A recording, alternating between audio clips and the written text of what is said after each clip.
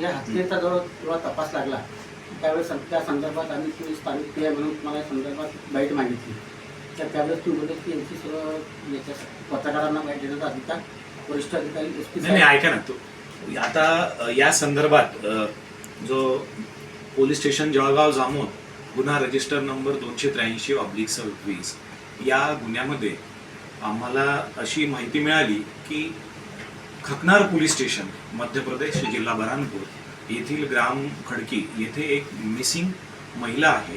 त्या संदर्भात स्थानिक गुन्हे शाखेच्या पथकाने तपास केला असता त्यांना असे दिसून आले की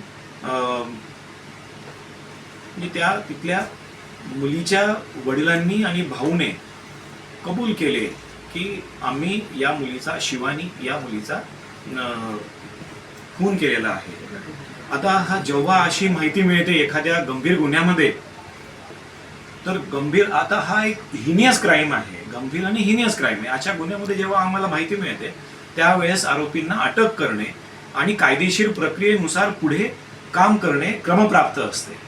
त्या दृष्टीने सदर गुन्ह्यामध्ये ती अनोळखी महिला असल्या कारणाने त्यांचे ब्लड सॅम्पल घेणे, DNA प्रोफायलिंगला पाठवणे, त्याची ओळख पटवणे हे पोलिसांसमोर आव्हान होते.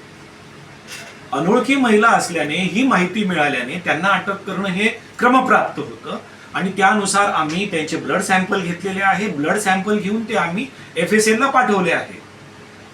जेव्हा FSL चे रिपोर्ट्स मिळण्यासाठी आम्ही पुन्हा एक स्मरणपत्र दिलेलं आहे आणि त्यानुसार आम्हाला त्यामध्ये पुढे काय आहे हे आम्हाला कळणारच आहे. परंतु कालच आम्हाला खकनार पोलीस स्टेशनचे पोलीस निरीक्षक अभिषेक जाधव यांच्याकडून माहिती मिळाली की ती सदर मृत महिला शिवानी बापूराम कलमेकर ही जिवंत आहे.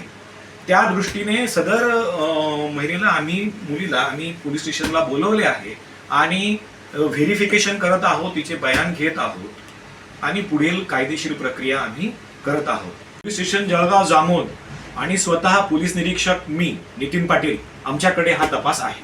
ठीक आहे, आता यावेळेस या प्रश्नांची उत्तरं देणे क्रमप्राप्त आहे, त्यामुळे मी देत आहे. परंतु या गुन्ह्यामध्ये मला एवढंच सांगणं आहे की एखाद्या गंभीर गुन्ह्यामध्ये आम्हाला त्या अनोळखी महिलेची ओळख पटवणे हे आव्हानात्मक आहे. त्या कारणाने आम्ही त्यांना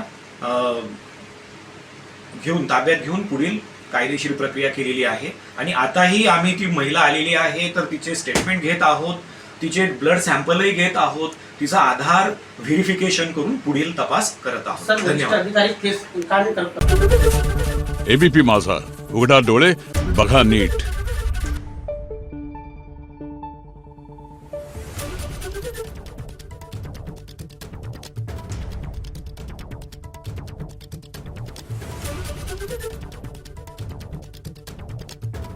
Thank you.